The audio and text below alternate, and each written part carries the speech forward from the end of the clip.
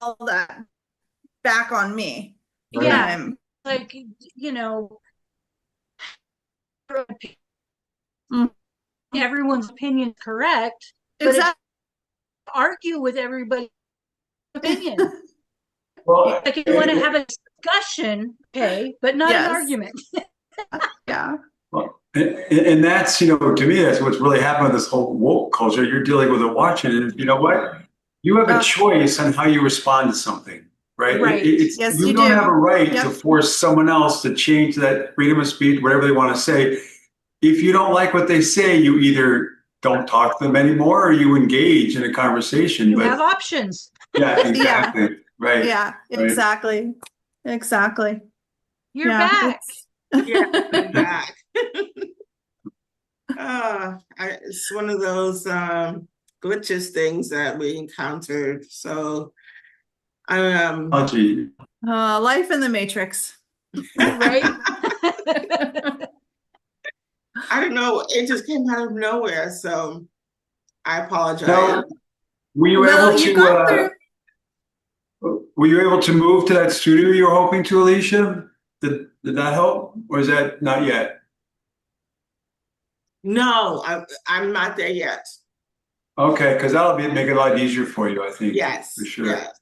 Oh, yeah.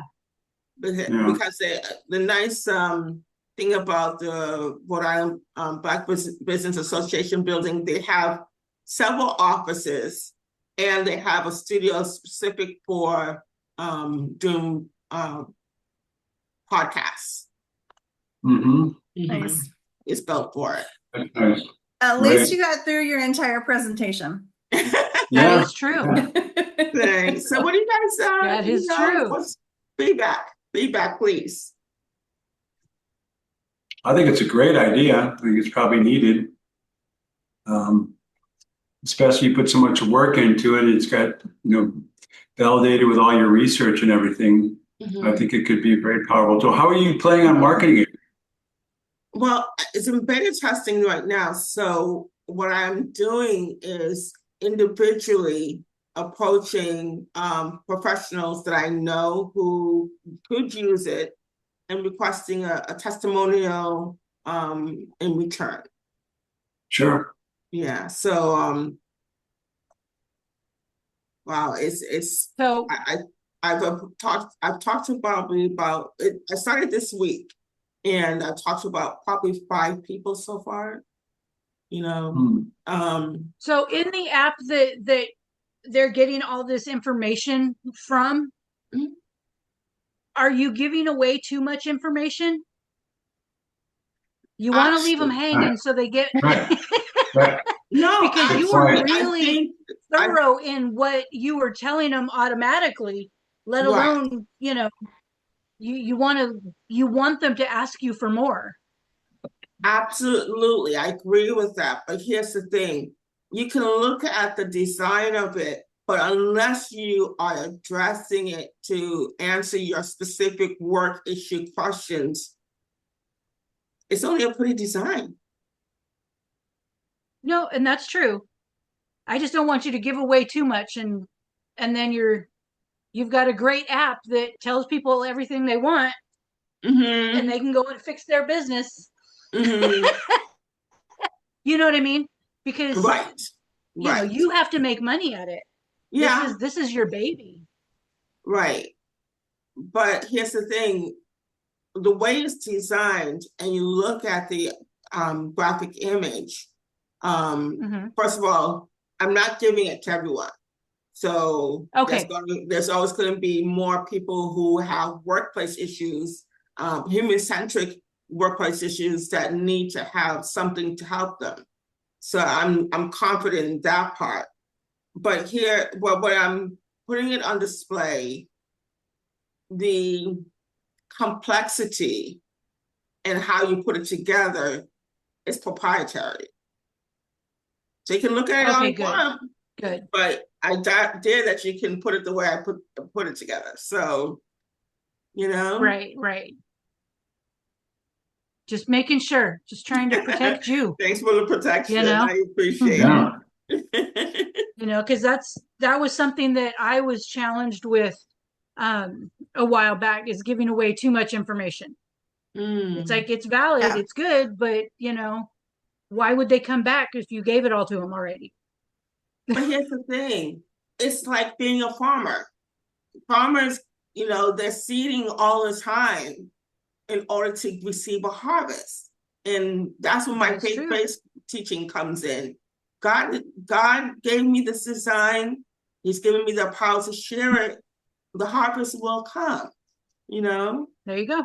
Yeah, Well, good. yeah. I just shared that John, from experience. So well, I will share. I am a tither and I'm a giver, so I'm confident that God's taking care of his girl. One of his daughters. So, John, would you like to share your design now?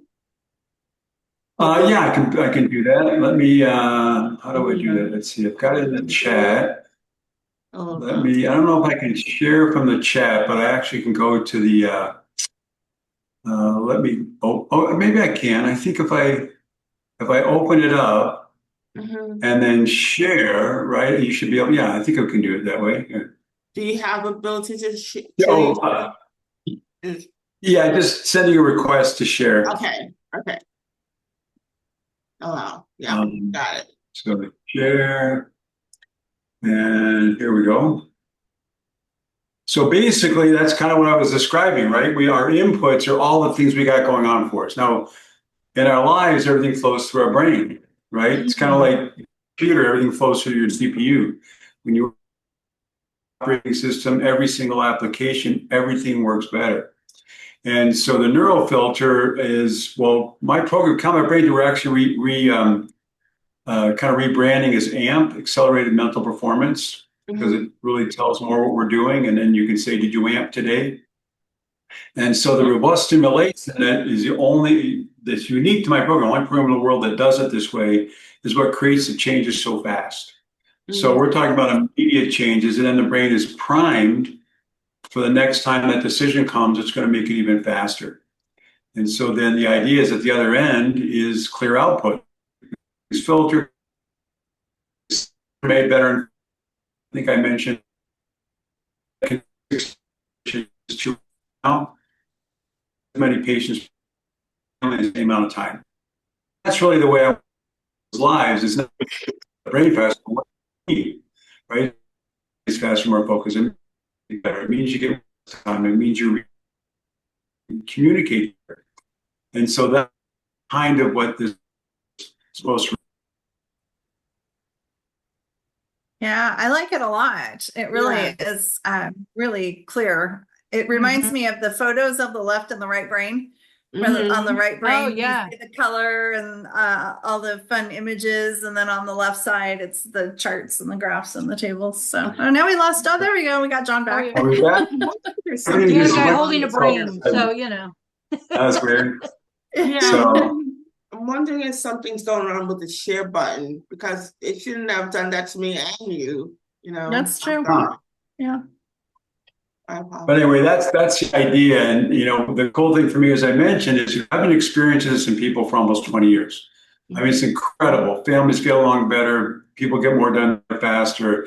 And as I'm going through the exercise, I can see in the basis, I can see the changes as their brain becomes more efficient.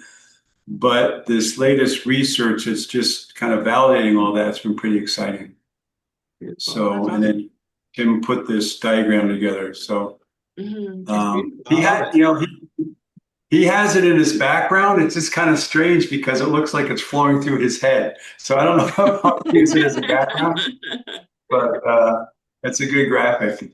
Yeah, it is a good graphic. Yeah, it's very clear, and you understand exactly what I mean. You can relate with the chaos and all the different things going on over here, and just to be able to funnel it and be okay, I can think straight. Right. Thanks. Awesome. Okay, so moving on to when we introduce our systems to the public, what are some of the not necessarily reactions, but how can we make it more applicable and more effective for them to understand that AI is not replacing their jobs, but are tools to encourage them to be more human-centered, more effective in the workplace? Well, I think that it is going to replace a lot of jobs, but I think the more comfortable people are using it, the easier it's going to be for them to do better at their own jobs and maybe not get let go, but then they'll be able to also shift to new opportunities as they come in. Okay. So, because yeah, I mean, already, was it Oracle just dropped 4,000 jobs? I mean, there's a lot of companies that are dropping because now the problem is there's a backlash to that, and also a lot of the results you're getting from AI are not as what they expected to be, right? And hopefully they're going to be hiring people back again for that. Because you really need, I think, you guys know better than I, but I think you really need humans to direct AI. As you said, at least it's a great tool, but a hammer, you can hit your thumb or you hit the nail, right? It's going to do a really good job of doing both things. I think somewhere there needs to be human guidance, especially in the morality area, right? I mean, AI has no morals. Yeah. I think that's a key word right there is the morality and ethics, and right, because I've worked with a couple people that everything they've done has been developed by AI, and I'm like, well, it's not yours then. Right, it's not yours. It belongs to chat. It doesn't, or whoever you used. You're relying on it, and I can see how people can rely on it. I mean, there were days where I would go in a rabbit hole and go, oh, wow, I have not put any thought into any of this. I just keep hitting whatever question that it's asking me. That's right. Like, that is dangerous. That is really dangerous because, here's the thing. If we develop it on a Word document or some other document, upload it into the system, you have sources of your own. You have, it's responding to your suppositions. So that's when you can say it's your own work. But if you're just typing away on chat or Claude or Perplexity. Oh, yeah. Then it makes a difference that, hey, I produced this for you. But still, who's giving the commands? Yeah. No, I totally, it's an amazing, you can see go down a rabbit hole because it can be scary. Right. There's that the day that I went down that rabbit hole and just was like, kept answering, I was like, I came away going, that's scary. Because that was so easy. Yeah. I didn't have to have any emotion, nothing. And it was coming up. And so that whole file, fortunately, when I do a chat or something like that, I keep it in files. And so I just deleted that whole thing. I'm like, I don't even want to be part of that because that just scared the crud out of me because, I could see how dangerous that could become. Yeah. And I'm like, that's not, and that's not what I want to be. I don't want to be known as the AI person. No, this is my stuff, my research, my words. But AI just refined it for me and made it sound better. Yeah. It's funny, Tara, you say you use it to help you get your academic voice. I use it to do the opposite. I've become such a good academic writer. It's like, okay, I need to have a little emotion in this. So I use it to help bring the emotion back to my writing. I mean, like when I wrote my book on overcoming imposter syndrome, it was, I had to, the only criticism that I got, other than it was great and, all of that, was there's words I don't understand in there. Oh, I'm I like, hear that all okay, the time. so my academic brain didn't shut off when I was writing this. So, my husband is always telling me, you got to dumb it down. Oh, I hear the same thing from my to husband. understand it. I go into that get argument that part. kicking and screaming. It's I don't either. No, I'm like, no, well- you need to level up. You Yeah, need to right. get a That's what- dictionary that was my out and thought. look up what ubiquitous means. Right. Look it up, learn a new word. But I mean, Exactly. but he did make a point. He's like, he goes, I'm the everyday guy. He goes, I can go in and talk to a farmer. I can go in and talk to a multi-million-dollar CEO. He goes, I can do that. He goes, but the everyday person is not going to do that. They're going to go, oh, that's too clinical. I'm out. They're just going to lose it. And so he's like, you need to dumb it down to where you still keep your academic integrity, but yet you make it relatable and emotional for people to be able to respond to. Well, there's I hear the that's what he exact means same by thing from dumb my down. husband. there is a difference between making it Yeah. relatable and tangible with your education background. Yes. Right. Not Right. dumbing And it so down. that's what I have to do. So there's areas in my book where he released, mainly because I do need to go through and go, okay, that is a little clinical. Right. After I read back through it, I'm going, yeah, okay. But it's, I don't know. I mean, AI is an amazing tool if it's used as such. Yeah. But Yeah. you still have to have that human factor to be able to relate. Absolutely. Right. Yeah. I find that I'd like to think that I've gotten the ability to be more creative because I have had an outlet to kind of brainstorm with. My AI will say, let's co-brain this. And so I'd like to think that because it's taken some of these things off of my plate, I've been able to kind of amp up to the next level and produce more stuff. But that's where I'm at. But John, I had the same, concerns going into this. Yeah. It's like I don't want to give up my brain because it's turned to mush because I've used AI too much. Right. Exactly. Yeah. I mean, I think that from grade school, junior high, high school, college, all the way up to doctorate level, individuals have worked hard for where we are right now. I mean, we didn't play around in class. We studied, we did our homework, so. I played around in class, but that's okay. I was going to say, wait a minute, high school is a different story. But at the same time, why are you asking us to dumb down what we worked so hard for? Right. I'm not asking you three, but the general public. Why, if you are so proud of us while we're going through the stages of education, why would you now turn around and ask us to tell us to dumb it down? So you can understand? We'll make it tangible for you, but don't ask us to lose our education. Yep, I agree with you. I'm right there with you. I totally agree.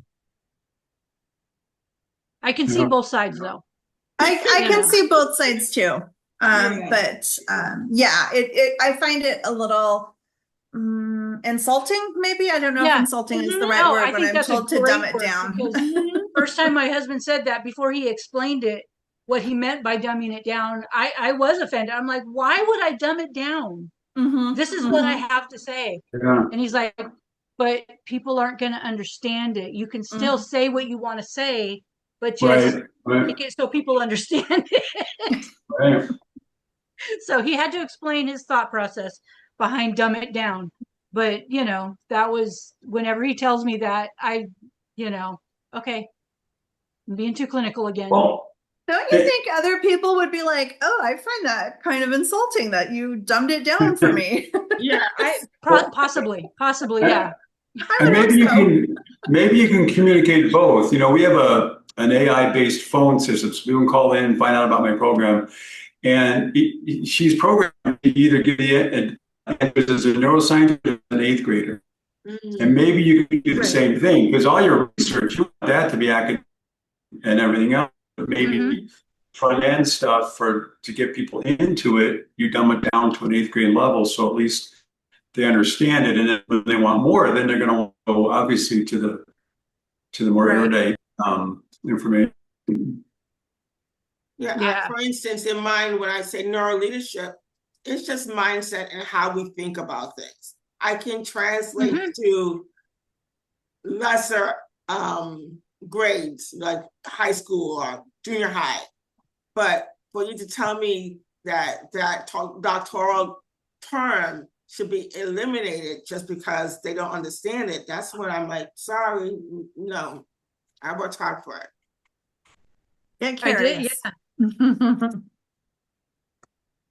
That is very, very true. Yeah. Well, it's almost 3 o'clock, my friends.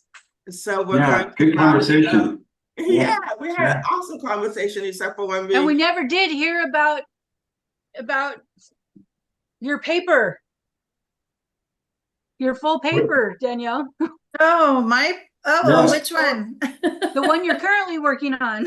Yeah, I'm currently working on the AI and tasks, not ties. I think is that the one we were talking about earlier? It is, yes. Yeah. I'll be releasing that probably next month. I've got a couple things I need to get wrapped up this month, and then I need to get that finished up, and then I need to get back to my physician research. So I want to say that is in the description on the YouTube video, because I know you submitted it as an offer. Yes, so thank you. The opportunity to learn from Dr. Danielle, from doctoral candidate Tara Utter, from Mr. John Kennedy is all in the description area of the YouTube. Please utilize it. And even for myself, Lisa Alexander, MSL, it's there. Just contact either any one of us that you may have a question about our work, and we'll be happy to share with you. So thank you so much, and I wish you all a great day, and thank you for tuning in to the Focus Forum. Yeah. Thank you.